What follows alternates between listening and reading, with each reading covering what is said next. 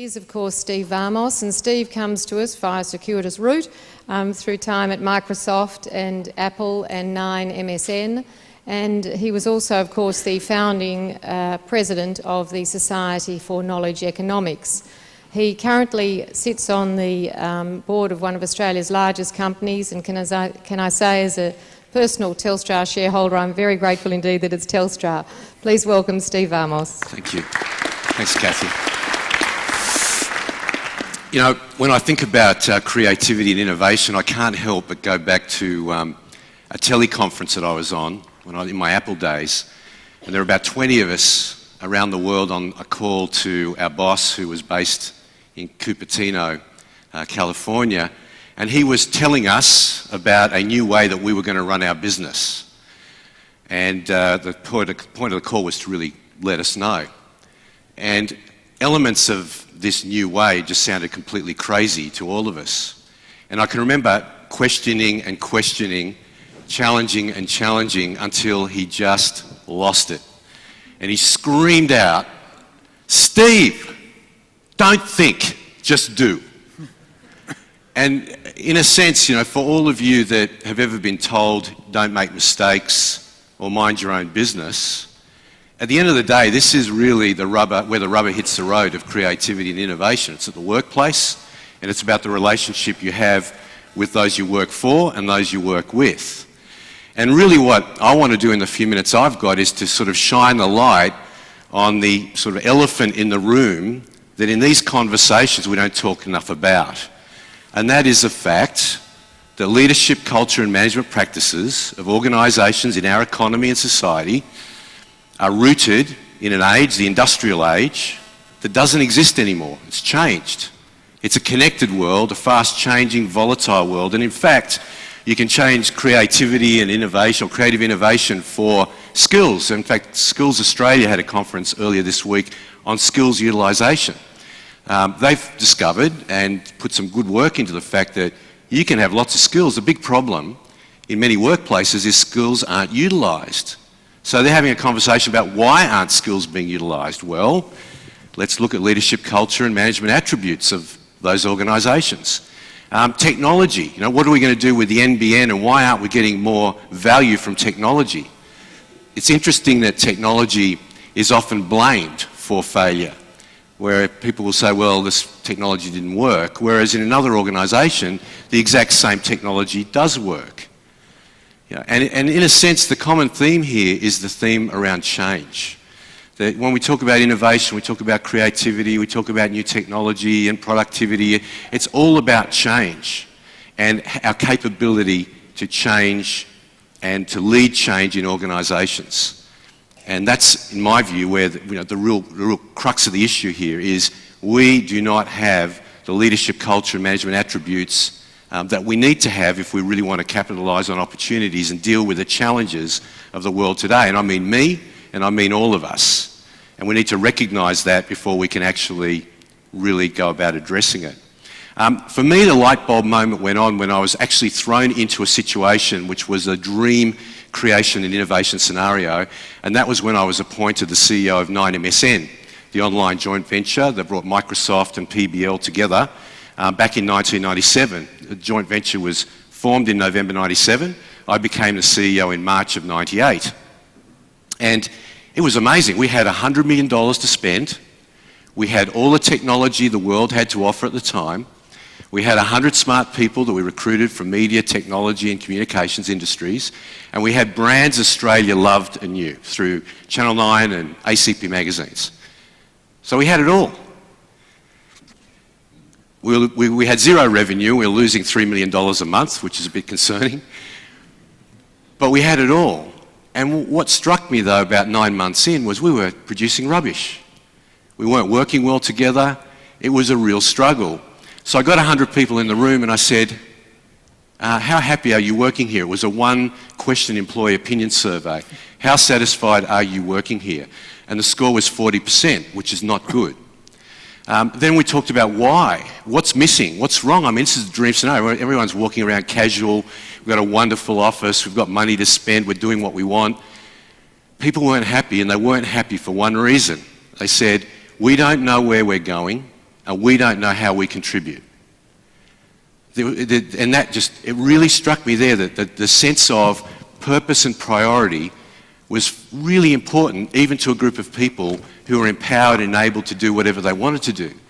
And so we spent a year working on clarity of our purpose, our priorities, and aligning our people. By the way, these are fundamental strategic HR programs that all your organisations, I'm sure, either do or ignore in different ways. But it was not rocket science. It was pretty straightforward.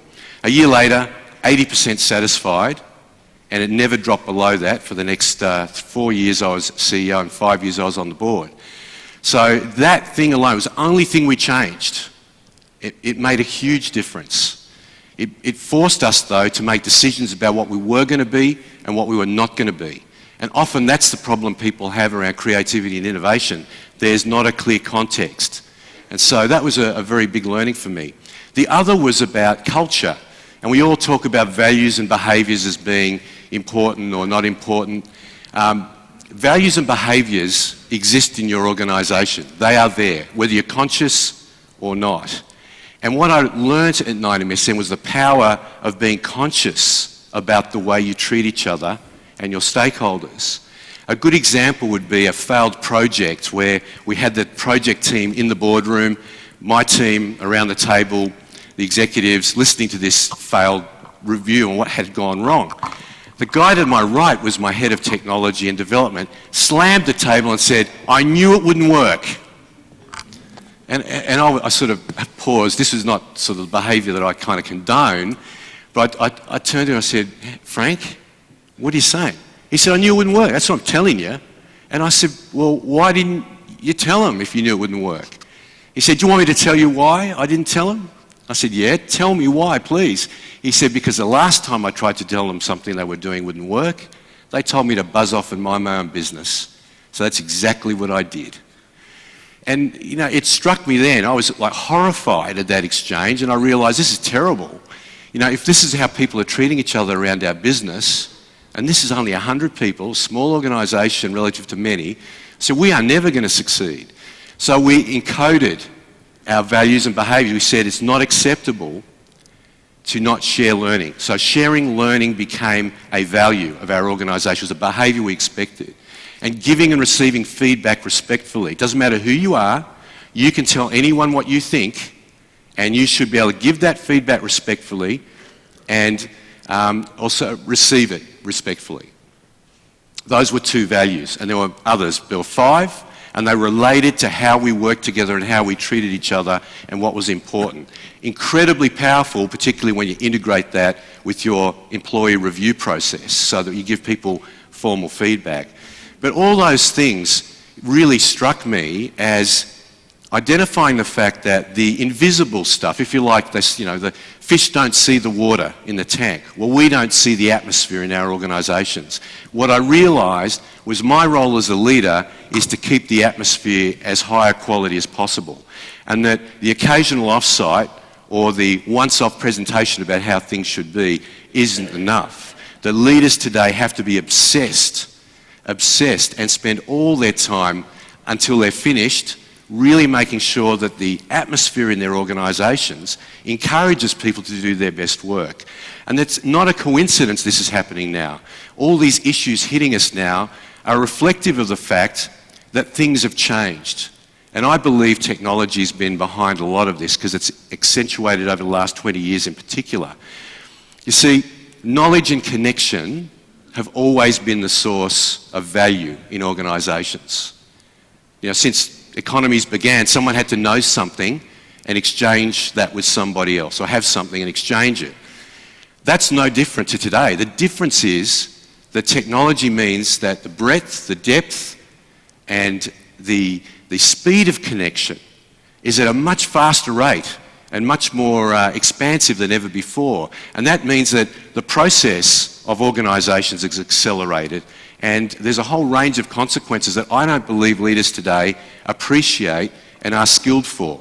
Just because baby boomers like me can send an SMS, do online banking and, you know, download a movie, doesn't mean we're actually built for the connected world we live in as leaders. And so there's some real consequences here that we have to think about. The first is your organisation is a network, and it's networked. If I say to you, picture your organisation right now, I bet half of you or more will see CEO or boss, and you'll see people in different roles, and you'll see it cascade down, siloed, hierarchical. Well, that's not how it is anymore. The truth is that's probably the source of much of the friction, is that people within that structure can see opportunities to connect internally and externally, but they're not encouraged.